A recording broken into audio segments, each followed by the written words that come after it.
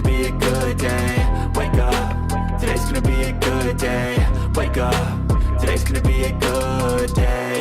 Hi guys, welcome to another episode in the series Our Fertility Story and Our Journey to Parenthood. Today was the 16th of January 2023, exactly 1 week after our last appointment with the doctor. After the first appointment, actually, the doctor, after the first scan, she couldn't detect my endometrium lining properly. She couldn't see it properly. So she asked me to return at the start of my next menstrual cycle. So 6 days later, my menstrual cycle started. So on this day, this was me going in for another scan. So we got to the clinic and we wait for our turn. We went in for the scan. The cyst it was detected.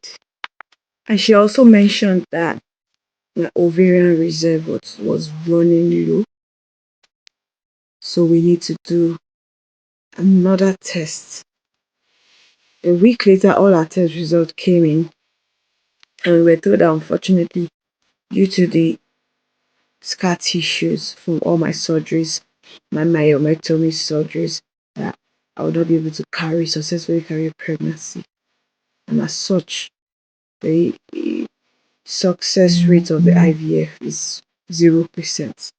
So therefore, they will not proceed with granting me an IVF, but they encourage us to get like a second opinion, so that they can make like an informed decision. As at this moment, they had not concluded on us yet, but they told us because I didn't meet the criteria for a successful IVF procedure, they might not, but we should consider the second opinion. So we went in a month later.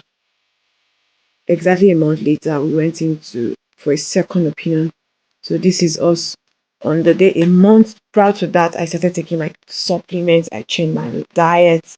I started doing yoga. I started exercising just to improve everything before we went in. So we went in for the second opinion. We had a meeting with the doctor. I felt much more at peace with this particular hospital, and she took her time to explain the shape of my endometrium and how my endometrium should look like and how mine looked like. She went really deep to explain, and I was really at peace. The other bigger clinic was very commercialized, and I didn't feel enough empathy from them. Everything was just like this and this and this. Just go home and be childless. Like we can't do anything about it. But these people really took their time to explain, and I felt really much at peace. But at the same time, I really wanted them to do the test, an official test of my a scan. Is it a special kind of scan of my endometrium? I think it's called the heteroscopy. I'm going to put it on the screen. Heteroscopy test. That will check is a camera that is inserted through the vagina to the cervix to check the lining properly.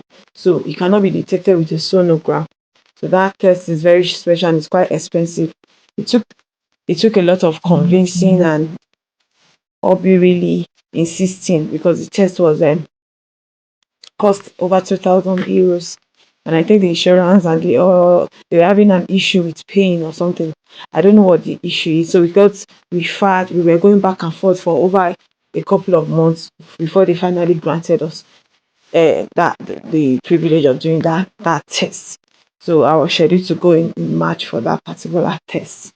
So we went in for the second opinion and we submitted everything. So a conclusion was reached that they won't be able to grant me based on the first and the second results. Obi was fine. All his tests came out really as the semen was looking good. So all the issues were just because of my blood tube, my endometrium lining, the low reserve, ovarian reserve, and a couple of more other stuff. But those were the basic things that why their reason for rejecting the IVF. Those were the main reason for rejecting the IVF. Their main reason for denying me the IVF procedure in the Netherlands was because of my endometrial lining. So we went home. I was really discouraged. I was shattered. But I insisted on getting another opinion from a doctor that is used to the black woman's body. So we got referred to another hospital in another clinic in Belgium. So on this particular day, I had to resign because the stress was too much on me. Working two jobs and also volunteering in another city, a bit far from where we stay in Rotterdam. So I had to just reduce my workload. So I ended up my contract with the second housekeeping job I took on. And I also told them at my facility, at my volunteer job in Den Haag, that won't be coming around because everything was very hectic. And at that moment, I already knew we might have to go back to Nigeria to try since they were not willing to try it. So this was me handing in and telling my husband about how hectic the job was. I already made a video about it. So I ended in my uniform, my resignation basically because the work hours were not favorable. The pay was not good. The taxes was my second job, so it wasn't subsidized. So it was like more or less wasting of my time. So we moved same day. Obi came with noodles and chicken, so I quickly ate that in the car, and off we went to Liège. Liège is a city in Belgium. I had intention of vlogging, but I couldn't. We went straight. It was a French doctor. I could not vlog because I was using my phone to interpret in French the conversation, the appointment. So we had a nice appointment with him. He gave us a lot of clarity as to what we were supposed to do. That of course they can try. If you don't try, how can you just conclude that a lining out the womb is not, you understand, is not going to be able to carry a child? So we he said we should try. We wanted to even do it in Belgium, but we had other limitations. So I was like, let me just go home. I'll be with my people. I have more flexibility. I understand the Nigerian system. I understand that doctors better. And IVF procedure is like very cheap procedure in Nigeria. Yes, in Africa they do it like every other day, so it's common. So like I'm willing to try. Obi said we are willing to try. So why not just go to Africa? So it was after this appointment that gave us clarity. So we are grateful. That was our third opinion. After this appointment, we went to we decided to go to Lagos, Nigeria. So I went back home. I cleared up all my schedule. In subsequent videos, you see how everything went down. But this particular appointment gave us further clarity as to what we're supposed to do. So we just went ahead, planned. I had my other jobs still going, so I took unpaid leave, all my accumulated leave, and all my accrued leave. I took everything and we went, and we planned on relocating and temporary, like me basically going temporary to Nigeria to just try and attempt the IVF procedure in Nigeria since I was denied in the Netherlands. So that was it for today.